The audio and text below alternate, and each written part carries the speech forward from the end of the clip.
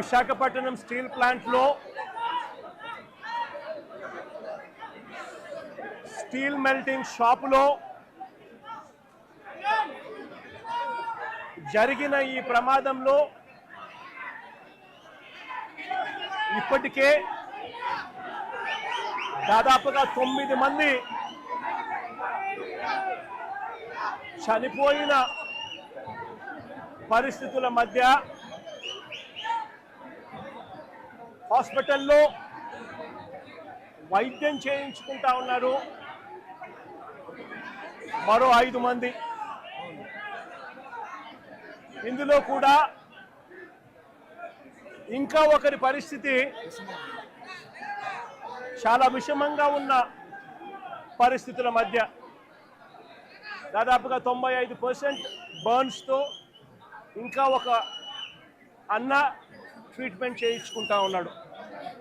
అంటే దాదాపుగా 9 మంది చనిపోయిన ఈ పరిస్థితుల మధ్య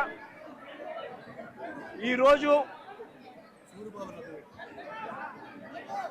ఇక్కడ ఇలాంటి తరుణంలో మాట్లాడవలసి వస్తూ ఉంది. ఇవాళ కొన్ని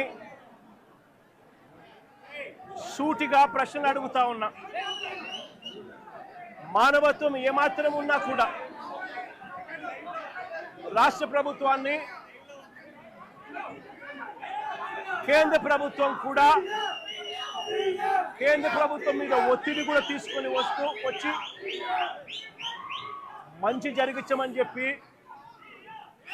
రాష్ట్ర ప్రభుత్వాన్ని కూడా గట్టిగా కోరుతా ఉన్న పరిస్థితులు.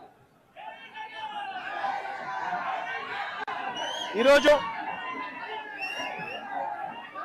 అందరం కూడా ఆలోచన చేయాలి.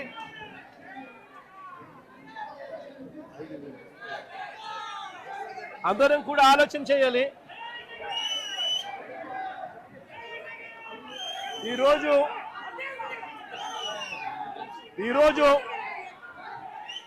స్టీల్ ప్లాంట్లో కార్మికులు ఎలా బ్రతుకుతా ఉన్నారు, కార్మికులకు మంచి జరుగుతా ఉందా లేదా అన్నది ప్రతి ఒక్కరూ కూడా ఆలోచన చేయాల్సిన అవసరం. 2024 వైఎస్ఆర్సీపీ ప్రభుత్వం ఉన్నంత వరకు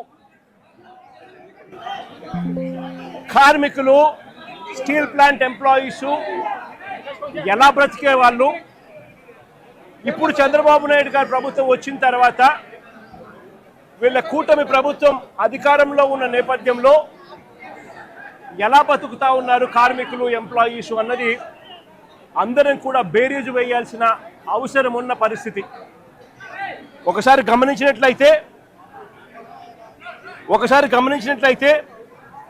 ఇదే స్టీల్ ప్లాంట్ ప్రైవేటీకరణ